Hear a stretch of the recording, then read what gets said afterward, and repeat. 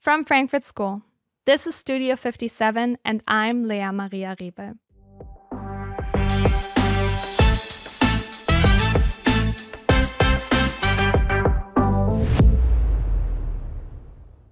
With me today is Daniel Theobald. Daniel is the CFO of StrategyFrame AI, a strategy consultancy focused on small and medium-sized companies. He's an adjunct professor of finance here at Frankfurt School and an FS alum himself. Expect to learn the skills required to be a good consultant, how Daniel identifies successful students in his lectures, and how he navigated his own career in finance and consulting. Daniel is well known on campus for his practical teaching style and outgoing personality, and it was great to have him on this show. So without further ado, I present to you Daniel Theobald. Daniel, thank you for being here today. Thanks for having me. I actually want to start with the episode right away, and I know that a lot of Frankfurt School students know you from being a professor of finance here at the university. You're also a CFO now, but I'm curious, what was the first time you knew you were interested in finance? Oh, the first time. Well, let me think about that. That was back in the days when I did my first internship at a bank. That was a trustee savings bank. And that was that kind of internship you have to do while you are still at school. Okay. Yes, exactly. And I can remember every day of these 2 weeks. And there was this guy, Thomas. And Thomas, I asked him, Thomas, what can I do to get rich? And he said, I will let you know. And he showed me, today we are used to have our computers, our basically iPhone, all that stuff, right? But back in the days, right? I mean, we had what we called 386er, right? So that was quite one of the first, versions of computers that we really used in a daily business, right? And he showed me these really not that beautiful picture of the financial markets, right? You could barely see that something is going up or down, right? And I said, okay, this is what we call shares, right? And he said, yes, this is what makes you rich. And I said, okay, maybe it's not a bad idea to have enough money, right, to survive this life. And yes, this is basically where everything started. I then decided, right, to stick to this, right, and to develop my skill set around that. And that's what I do till today, right? Basically. So it all started with being interested in shares and Yes. being interested in understanding how the markets work. Exactly. But okay, so that internship was when you were, what, like 16, 10th grade, something around that? Exactly. Yeah, around 16. Yeah, that's Very absolutely cool. correct. And then you finished school and you went on to work at a bank to do your training there, right? Exactly, yes. Normally, what you should know as well is I always played the drums, right? Cool. And I had to make a choice, right? On the one hand side, there was the choice to get more into finance. And on the other hand side, there was the choice to become a professional musician. Yeah. But I was a bit scared by doing an interview series with professional musicians, right? And they told me, Daniel, you know what? This industry can be quite tough. Okay. So you talked to professionals, like to musicians, actual musicians, and they told you not to do it? Exactly. That's what they said. They said, you know what, Daniel, stay with the trustee savings bank, earn some money, right? So that you have enough money for your life to live, right? And next to it, right, you can still give concerts and stuff like that. And I listened more or less to it, right? And what I never spoke about, honestly speaking, is I also had a scholarship for quite a famous school in the US. Do you want to say which one? It was LA Music Academy. Cool. And my teachers helped me to get into it. But, and that's the downside now, I then got cancer, right? And that's unfortunately, I was then ill for more or less a year, right? And then as my background is, I mean, I have a normal family. We are not rich at all, right? And then I had to pay for all the insurance myself, right? And I had no clue how much that is. I I had no clue how to translate, right, that I was ill and what happened to me in Germany, right, into English, right. I was simply scared, right. And then I said, you know what, okay, maybe that's a signal. So let's focus on finance, right. Okay. And at what age was that decision made? 19. Okay, so right after school. Exactly. Very Exactly. interesting. Did you ever regret not doing the music thing full time? Not really, I have to say, because I did what the guys told me, and they said you focus on finance and you do it on the side. And for the last 20 years, right, I was focusing completely on finance stuff, right, and I don't regret it at all. But now, yeah. 2 years ago, roughly, someone that I won a concert or a contest with, right, a contest for musicians with, he called me and he said, Daniel, now your life everything is up and running. And I said, I hope so. It sounds good for time being.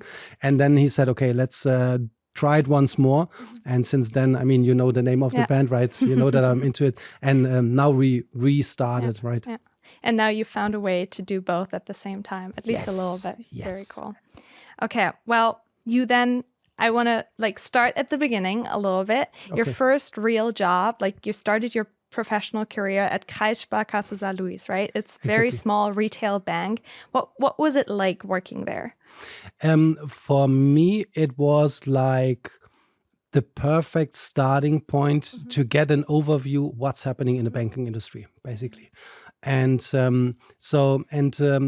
up to today, I clearly can say that starting my career working there, that was the best decision ever, right? Is that also something you would recommend to students or to people who are interested in going in the direction of finance, to do like a traineeship at a bank first and see the retail sector? I mean, it's not limited to the retail sector, I would say, fair. right? Yeah. So if you, and that's what this training is about, right? You get an overview. I mean, you are not focusing on topics like investment banking. Okay, you set the baseline, but that's fair enough, right? I would definitely recommend people, right, to do something like this at the beginning, because when you then on top make a deep dive into a specific topic at the university, right? You have a baseline already, and it's easier for you to connect the dots, right? For me, I think it's easier and it goes faster. But I mean, everyone has to make his or her own decision based on this, right? Yeah, no, that's fair. I mean, I do see, for me personally, I was very much doing my Abitur, my high school diploma, and then right into university. But I've met actually quite a few students that did traineeship before they started studying here. And I found that these people are actually usually those people who know what's up. You know, they have the broader context of what it is like working in a bank. And I do think that's an asset as well. It's an asset, for sure. And yes. You're a little bit more mature when you start studying as well. Maybe also not that bad. Yes. Okay. But before you started studying here at Frankfurt School, well, to give some context to listeners that might not know, you also did your bachelor's here at Frankfurt School, right? Yes. Before you did that, you did a little career break, right? You went traveling to Australia. Exactly. What was that like? So, well, I mean, the thing is, when you get towards the end of the training within a bank, you need to make a decision what you will do next. And back in those days, that was around 2005, a friend of mine and myself, we simply said, okay, what about going to Australia for a year? And it was not that we said, okay, let's go and have fun, right? There was a concrete plan behind that, right? And we said, okay, it was clear to us back in those days that we would like to make it to a university, but we said, okay, let's make sure that we are prepared.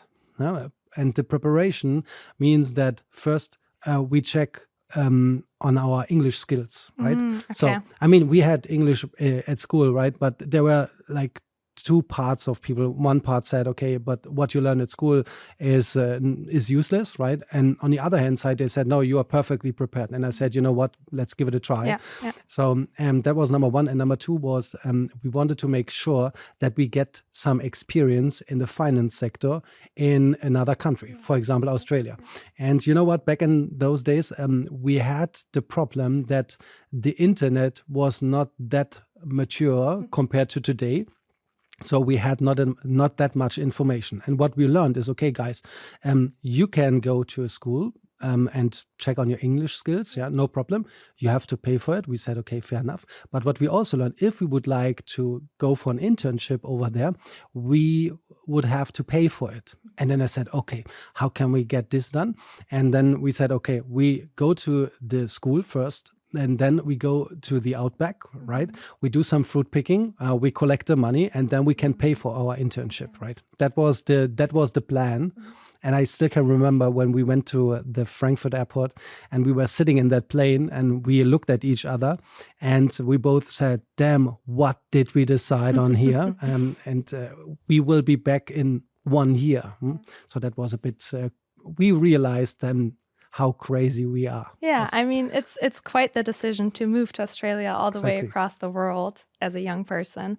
And also, if you don't know what you're getting yourself into, I mean, it sounds like you didn't have like your internship set when you left Germany, right? No chance. How did you do it? Did you just go walk into a bank and tell them you wanted to work there? No. So first of all, we went to Australia and we started in Early Beach, which is one of the most common party areas over there, right? But we did not realize that, or we did not plan on going there specifically.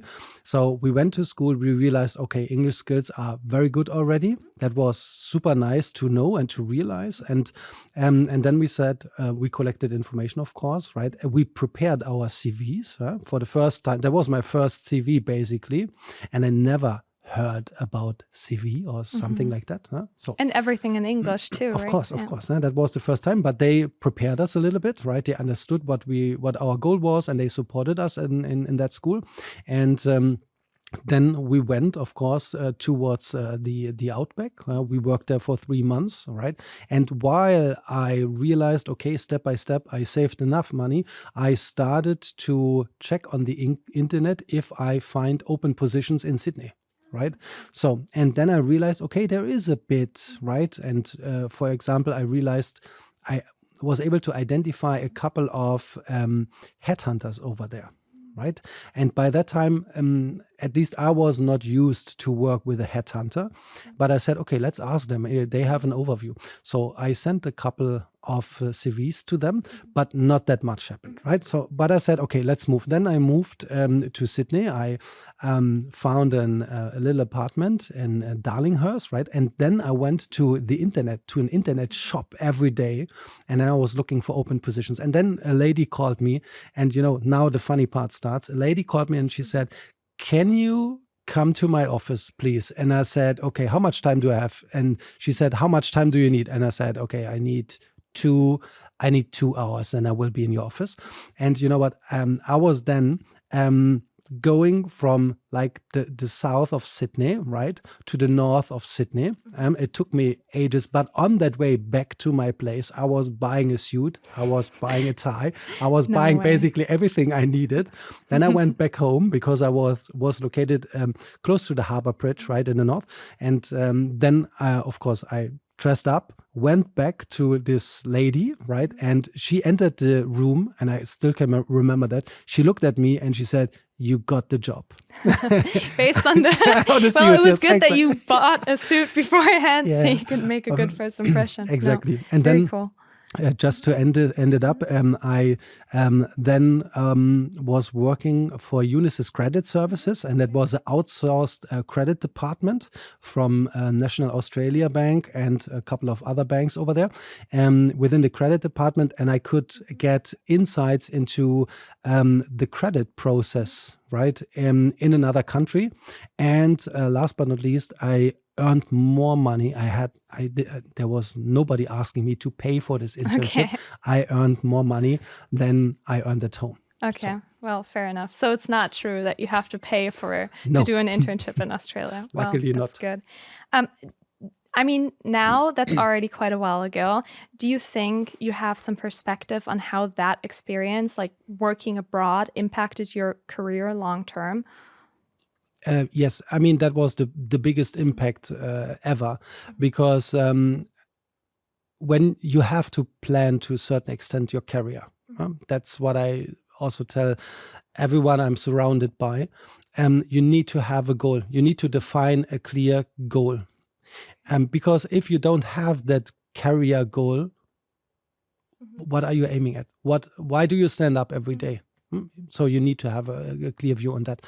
And I exactly can remember that moment while I was working on a farm. I was picking grapes that day, beautiful day, right?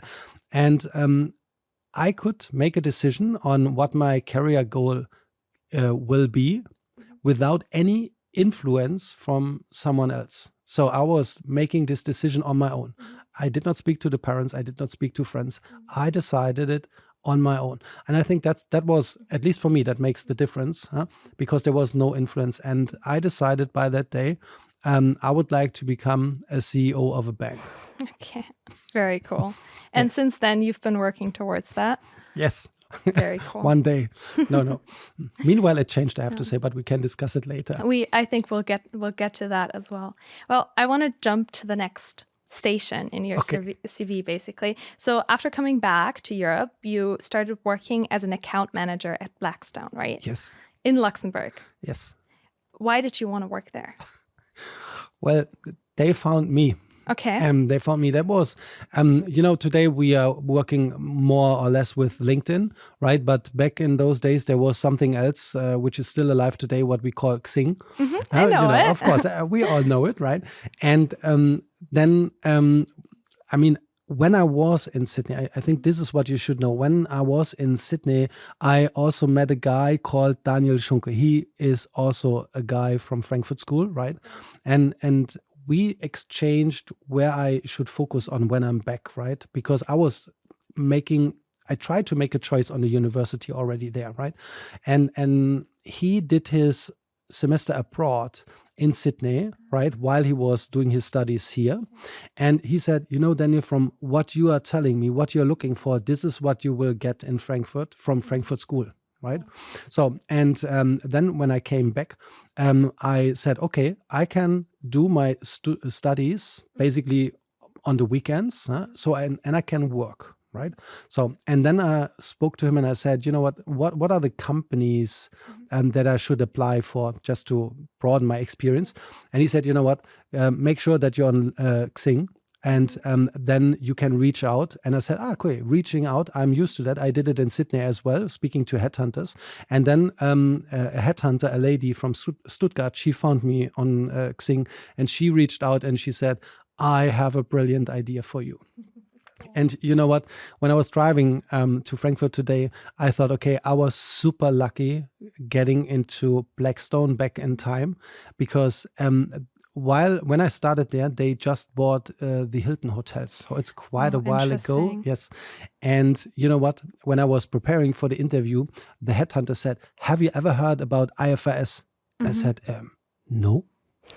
And she said, well, HGB? And I said, yes. And she said, yeah, that's more in an international context. And I said, okay, that's all I need to know. Okay. Right? But that was funny. That's something I still can remember. But yeah, then I got the chance to work for Blackstone. And yes, and before I left, I was responsible for a hotel portfolio of 12 hotels. Pretty much all of them were located or are still located in Germany. What was it like working there at this point in time? It was between 2007 and 2009, right? Yes. Around that time. And they had just bought the Hilton Hotel Group. It was in the depths of the financial crisis, right? Yeah. What was the atmosphere there like? Well, back in time, we were a small team over there of 16 people. Today, there are more than 300 over there. We need to keep this in mind. And for me, that was one of the most exciting experiences ever, because all of a sudden you realize that you are working within a company where people that just finalized their studies. I mean, I was at the beginning of my studies, right, at Frankfurt School.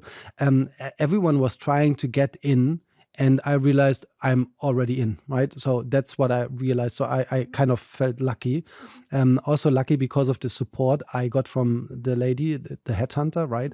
And the group of people already working there, right? So they said, okay, and what were they looking for? When we had the interviews, they were looking for passion and commitment. No? So, and they said, okay, this guy really has passion to learn something new, and he would like to bring everything he already has to the table, right? And then I got this chance, right? And that was amazing. Was amazing. Yeah. I mean, now I'm kind of thinking, like, what was Daniel like at that age? It seems like you were very driven, very ambitious, very passionate as well. And maybe they saw that, right?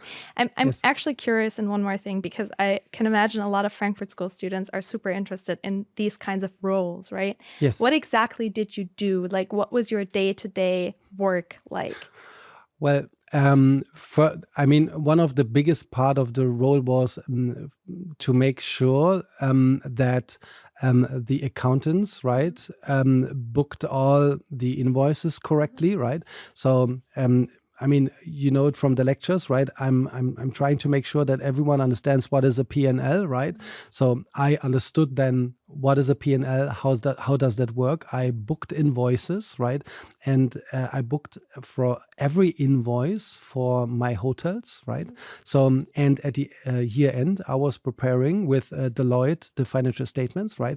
That was super nice for me from a learning curve perspective. Next to it, so basically you learn everything about accounting. So that's number one. Number two, you got an idea of why Blackstone is leveraging on Luxembourg. So more the tax perspective, right? And you could read how they build this tax structure cross countries and why. So, and that was also super interesting. And then there was this huge investment programs like CapEx programs, where you also could follow from the first idea till the execution was done, right? The progress. I mean, make out of an old hotel a beautiful new hotel, right? When you see this, that's incredible, right? But translating this into figures from an accounting perspective, right? On the other hand side, that was super interesting, right? And we were in contact on a daily business with what we call the asset managers. They are still located in London, right? And they were basically driving these deals, right? So, and for me, that was perfect because I could get insights how private equity works, basically.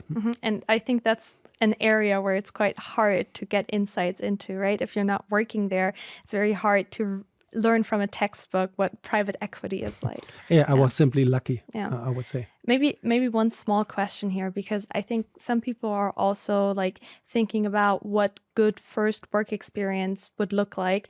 And it's still a common theme that people are looking into doing something like audit, something in that direction of accounting for their first work experience. Would you say that's something that is generally a good idea, or do you think it's overrated? That's what I recommend always. In all my lectures, I say, first of all, you don't need to make 10 internships while you're trying to make it to the bachelor's degree, right? But please start with accounting, because that's the baseline for everything, right? Interesting. Okay. Well, that is actually a good topic, because I do want to talk about Frankfurt School a little bit as well. Okay. You started your bachelor's at Frankfurt School while also working at Blackstone, right? So first of all, you already told us about why you chose Frankfurt School. You got recruited by a student who's on their semester abroad, which is a crazy story. I didn't know that before. But what was it like working and studying at the same time? That was tough. Yeah? Yes, basically my week looked like driving to Luxembourg in the morning. So meaning that's a 1 hour drive from where I live. So I basically left home at around 6 to 7 o'clock, by the latest 7 o'clock, right? You need to take into account the traffic in Luxembourg. Then I was driving to Luxembourg. And then there's that, of course, that's not a 9 to 5 job, right? And we tried to go back home around 8 or 9 o'clock in the evening, right? Then again, a 1 hour drive. So basically Monday till Friday was quite tough. And then Saturday morning, again, 6 o'clock, I got up and then I was driving to Frankfurt, 2 hours drive, right? And then we had lectures the whole day. And around 5 o'clock in the afternoon, I was going back home. Sunday, I was on my desk at home. I mean, yes, from an hour perspective, I mean, we all talk about, not we, a lot of people talk about work-life balance, right? But I don't regret it. I invested a lot of time, but today I can clearly say it pays off. It pays off in so many ways. So, but yeah, back in time, it was tough, of course. I can imagine that. What was Frankfurt School like 10 years? I mean, it was about 10 years ago that you studied here. What was it like being a student here? Do you think a lot changed? I mean, you have quite some insight into what being a student here looks like now. So the slides in finance, they did not change at all. No, no, I'm just kidding. No. What changed? What changed clearly is that there are more students compared to the days back in time. You were still in the old building too, of course, right? Sonnemannstraße. Yeah, of course. That's where everything started. Well, from a community perspective, I don't have the feeling it changed that much, right? I think Frankfurt School did an excellent job to push to get better step by step, right? To make sure that you get the best possible education here in Frankfurt at Frankfurt School, especially when you would like to work in finance, right? Also, this changed meanwhile a bit, which is totally fine. So for me, what was perfect is that I could do it on the weekends. What impressed me back in time was that there were professors that were excellent from a theoretical perspective, but they were also working in practice. Yeah. And they connected the dots. They connected both worlds. That's what I try to do as well, right? And that impressed me a lot. I mean, what impressed me the most was there is a professor called Heidorn. I'm not sure how long he will be with Frankfurt School, but what I realized is that within his lectures, he is able to, in a couple of minutes, to identify who is good in what, right? Who understands what, and who has which difficulties to understand something specific, right? And he then makes sure that nobody leaves the room without having a clear understanding what has been discussed. And that's incredible. If you have these skills, I mean, that's perfect, right? And there are, of course, more professors like that, of course, but that was my first touch point here with Frankfurt School. Yeah, I think it's very interesting. And it's something that, in my experience, I mean, I study here, to a certain extent, it's still the case that you have a lot of professors who have both a good academic background, but they have the industry experience. I mean, you're an example of that, right? True. Yeah. And then also, I mean, with this, the professors knowing the strengths and weaknesses of different students, I think that's something that's only possible because we have these smaller class sizes. And I mean, I was in your finance course, like I experienced that as well. So I do think it's interesting to hear that it was already the case back then. Was it also, I mean, now when I think about Frankfurt School, a very big topic is like the initiative landscape and all the different opportunities to get involved in the community. Was that the case as well? No, not at all. No? First of all, we were 18 people. Oh, crazy. You guys are around 50 people, so that's a big difference. Per class, Per class, exactly. Yeah. And from an initiative perspective, no, there were by far not that many initiatives, right? And I mean, you were working all week and then only studying on the Saturday, so it was tough to do some extracurriculars. I have not seen any club in Frankfurt during that time. Yeah, okay, fair enough. Do you sometimes, like, if you look at the initiatives nowadays, do you think if you would study here again, if you were 20 and studying here again, you would get involved? Of course. Cool. Yeah. I prepare my son already. Oh, okay. He's going to study at Frankfurt School? He has to. There's no choice. No choice? No choice, yeah, for both of them. All right. Well, I actually want to skip to one other station Go. before we talk about what you're doing today, which is you worked in more banks, you had more industry experience there, but then at some point you made the switch to working in consulting, right? Why did you do that? That's a funny story. So I will tell you the honest story here.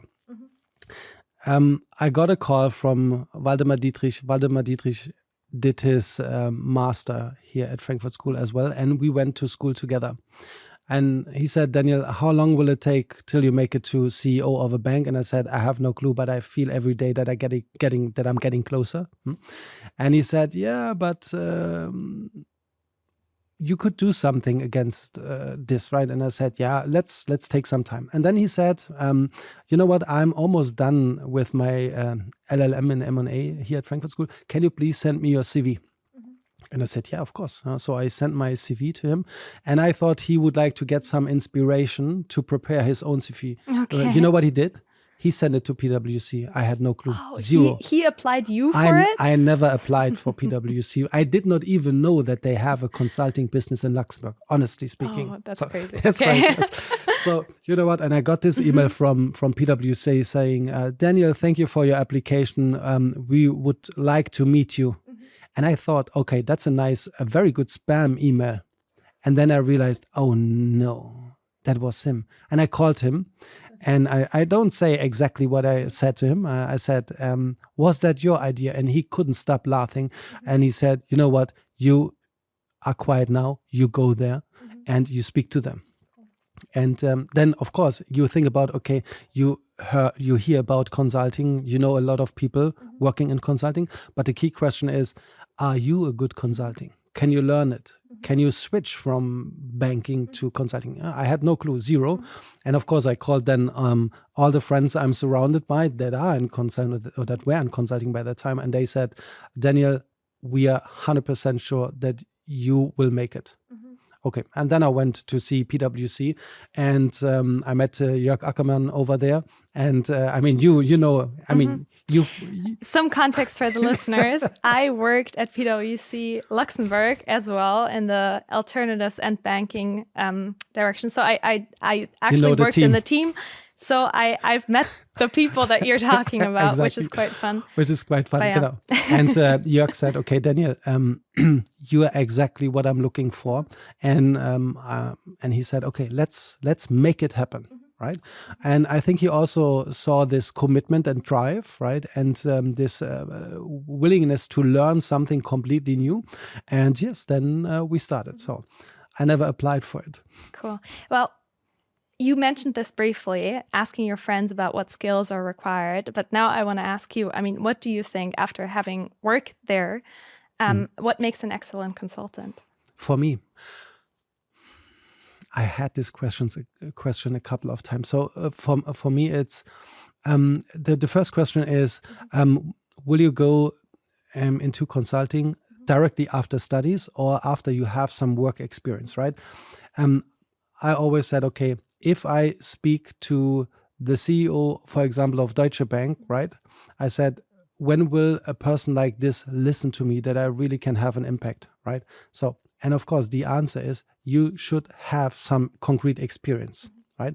So my recommendation always would be make sure that you have some experience, because nobody will listen to you, right?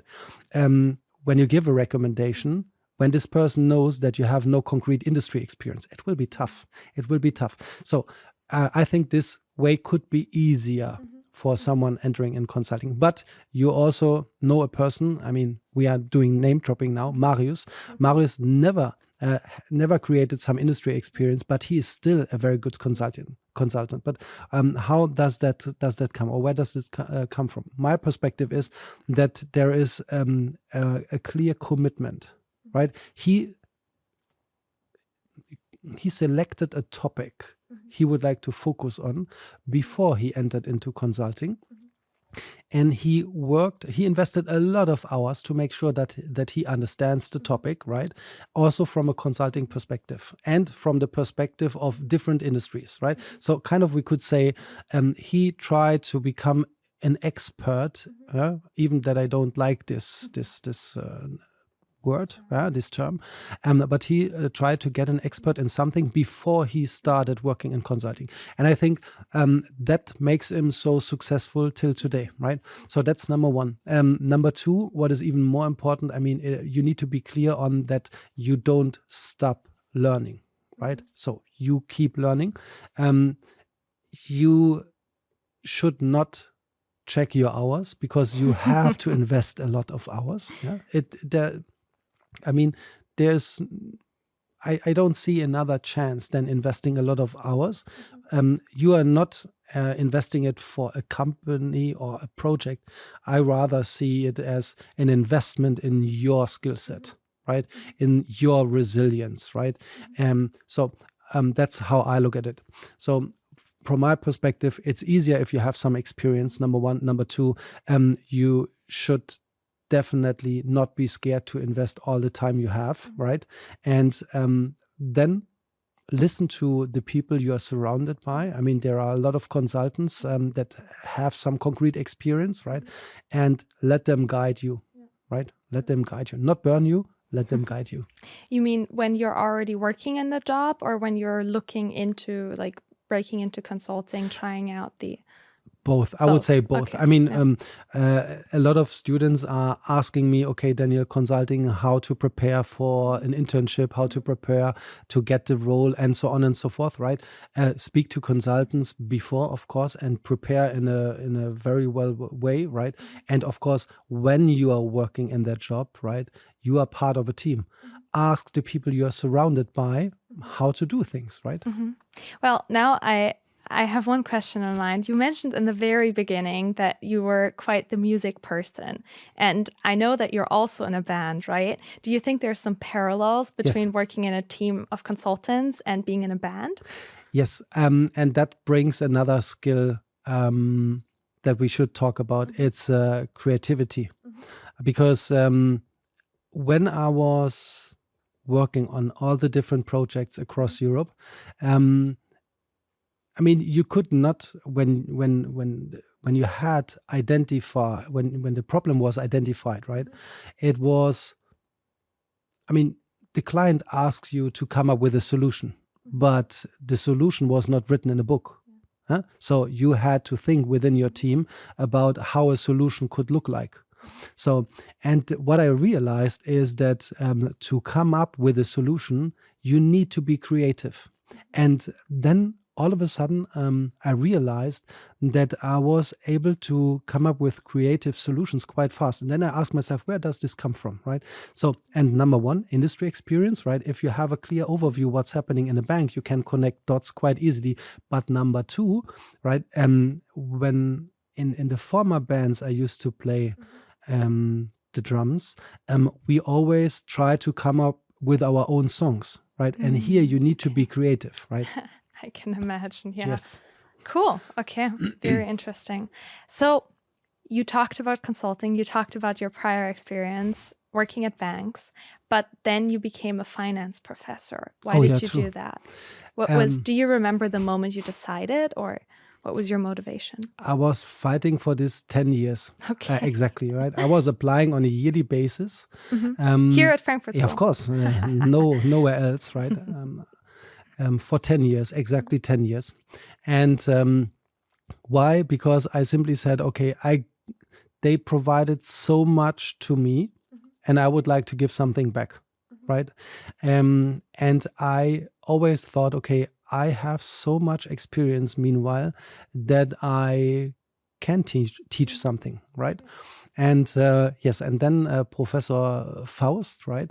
I was always in contact with. He's the module coordinator for the finance module, just for the listeners who might not know. Yeah. Everyone should know him, right? Everyone who already studies here, Exactly. yeah, but you never know. Yeah, you never know. And you know what? And I did my bachelor thesis with him, and the master thesis as well. And then he still had in mind that I'm working in a bank. And whenever he had a student, right, asking to guide his thesis, right, when it was a banking topic, he said, maybe I ask Daniel if he would like to be a supervisor as well. right? And then I did this a couple of times, and then I simply asked, and I said, can you help me to become a lecturer as well? And then he said, why didn't you never mention this? And I said, I mean, I spoke to the people that are supposed to hire those people, but they never listened. And then he said, I will take care of that. And then it started. Very cool. Yeah, I think there is definitely a lesson in there about like using your network and not being worried to ask about like a recommendation or about a referral or something like that. So I think that's something that students, especially here at Frankfurt School, I think you have quite a good network of people who work in the industry, especially if it's in the finance consulting direction. So that might be a lesson as well. Yes. Never give up is the lesson I learned. Well, I also know from being in your class that a lot of students actually really enjoy it. And I think you have quite a unique teaching style. Like, really?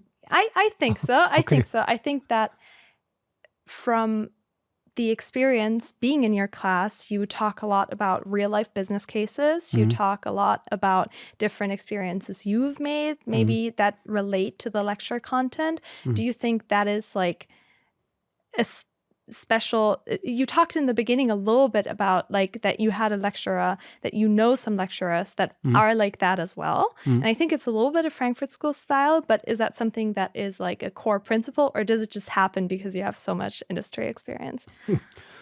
That's a good question. I mean, the way I prepared at the very beginning was, I mean, I knew the slides already, right? Because I had nearly the same slides back in time. So I knew the structure, I knew the content. And then I said, okay, what can I do to make sure that they will never forget what I'm saying when they take the time to listen to me, right? And then we all know that it is about storytelling. And if you come up with a story that people can still remember after a couple of years, then it was obviously a good story. And then I said, okay, what did you experience in all those years, right? That you can leverage on to connect it with the theoretical world, right? And that's what I'm trying to do. And of course, I'm a positive person and I like to laugh, and I always make sure that people have enough funny moments during my lectures. Okay, I also want to talk a little bit about the students that you taught. And I mean, now you've taught how many, like probably 10, 20 finance courses already. So you've seen a lot of students here at Frankfurt School, right? Can you tell already when you're teaching them which students have a lot of potential to go into that like straight path, finance, consulting, that kind of thing? After the first lecture, I can tell you exactly. And what are the markers? Like the markers? First of all, presence is marker number one, right? Like being in class or being very present? Being in class. That's number one. That's the starting point, right? Because what I tell the people is you are also here to build your network. And the network starts with your colleagues, right? That's number one. Number two is you can see who is sitting in the front row. The people who are sitting in the front row, they're always interested, right? And then you can see who is prepared while you listen to their questions, right? You can see how active they are in answering questions or asking questions, right?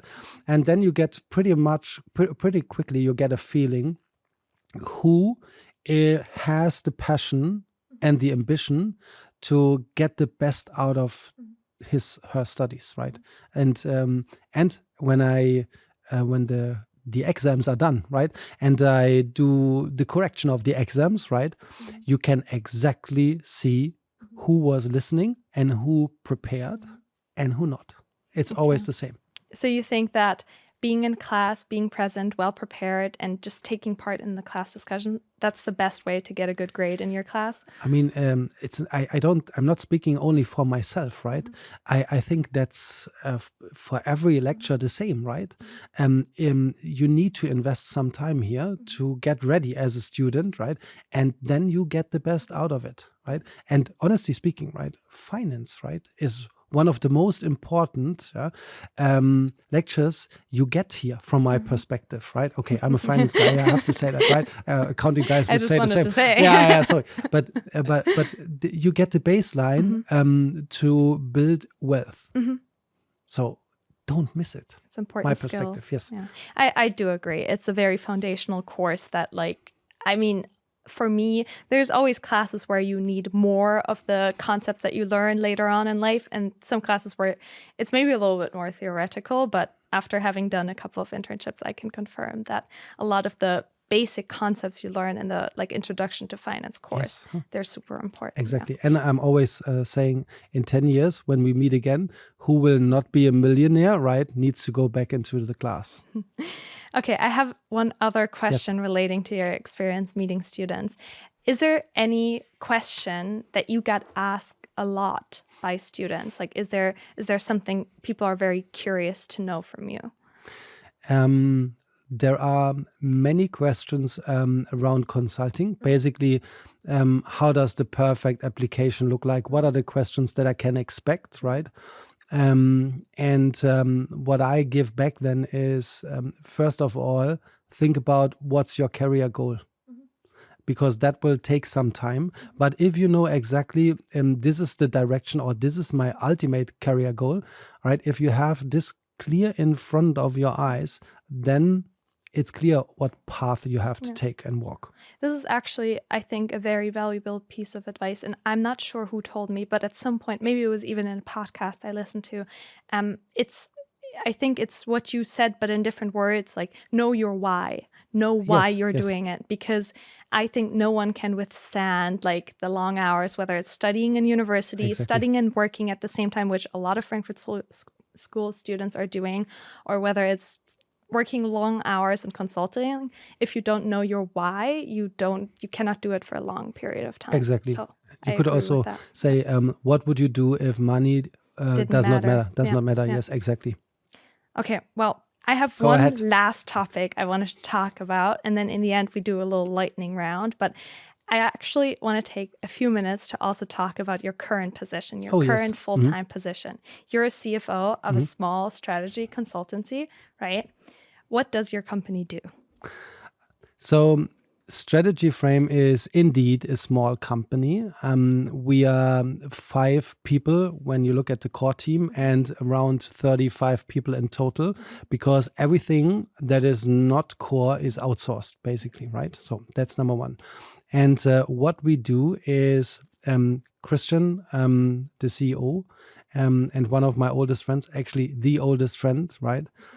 He was working within strategy consultancy, and he said what's missing there is a software that you can leverage on to build your own strategy. Because what companies are tired of is that you have consultants and the consultants tell you what to do, right? And he said, this is a bad starting point. So basically he said, okay, we build this software where every small and medium-sized enterprise can build the strategy without any support. So you have there are dedicated questions that you need to answer along a process with 8 steps, right? And at the end, you know exactly what you should focus on and what you should not focus on anymore. That's the important part, right? So that's number one. So there's a software you can use to build your own strategy. And then, of course, number 2 is he developed an academy. That means if you are not a strategy expert, right, you can go through this academy, you can learn more about it. And number 2, you also get a better understanding how to use the software, right? So both things you can do. And number 3, that's also a huge part from my perspective. We added to this platform, to this software, partners.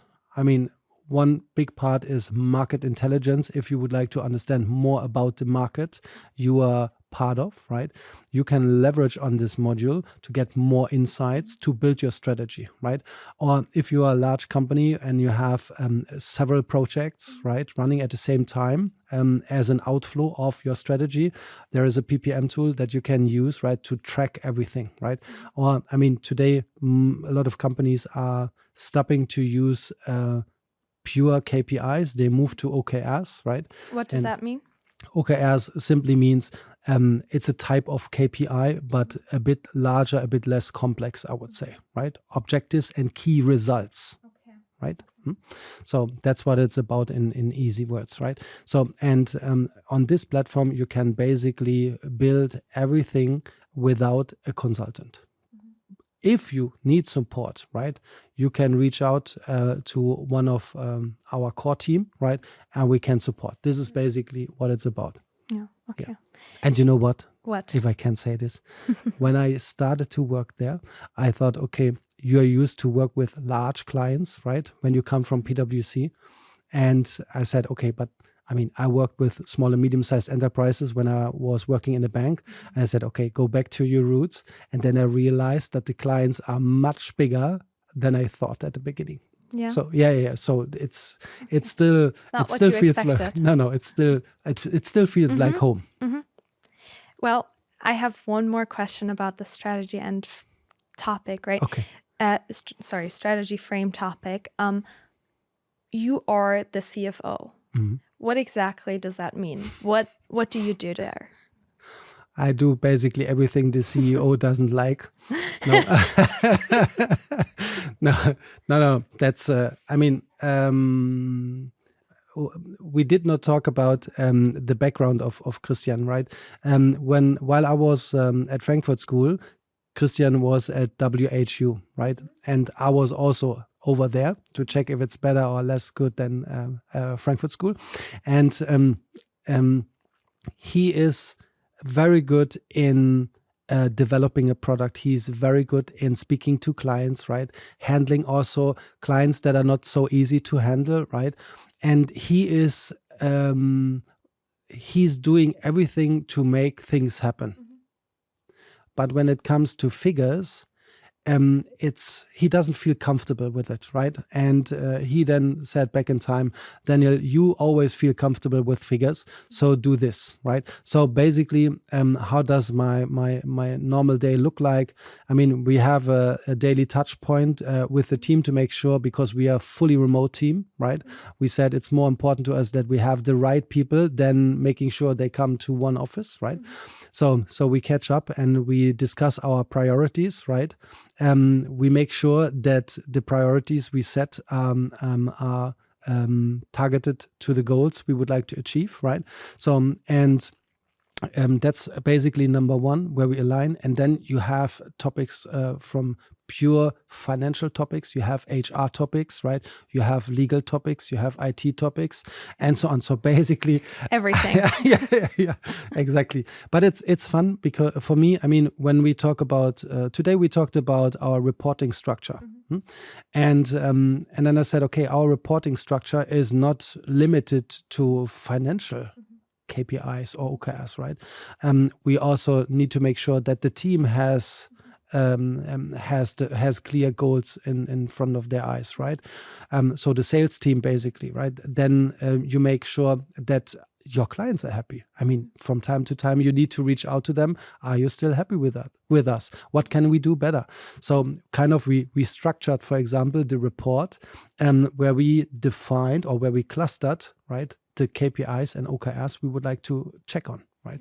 So this is a typical day, right? And it starts, people ask me always, when do you start? And honestly, I start around 5 o'clock in the morning. Oh, wow. And until when do you work? It depends, but I sometimes I have the feeling, for a couple of years, honestly, I have the feeling it never stops.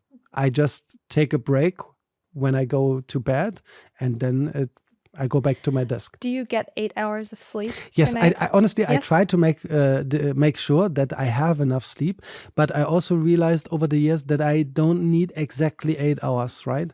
I try to give the freedom to my body, right, to make a choice, kind of, right? And I simply say, okay, if you need 8 hours, take 8 hours. If you need 7, take 7 hours, right? So I try to listen to what my body tells me, right? Okay, I think we could talk about this for another hour or two, but Exactly. I do want to wrap it up. And as a last little point on my agenda, I want to give some lightning round questions to you. So go ahead. Short questions. I try to keep them a little bit smaller in scope, that like thinking fast, thinking slow, Kahneman, right? You can answer hopefully pretty quickly and give us a couple of key learnings. Okay, so one question I have for you is, what do you think are like maybe 3 top skills young professionals need when they want to work in finance? They should be open-minded. Number one, they should get as much information as possible about the financial sector, right? And they should make sure that they apply what they learn. What is your favorite thing to do outside of work? Oh.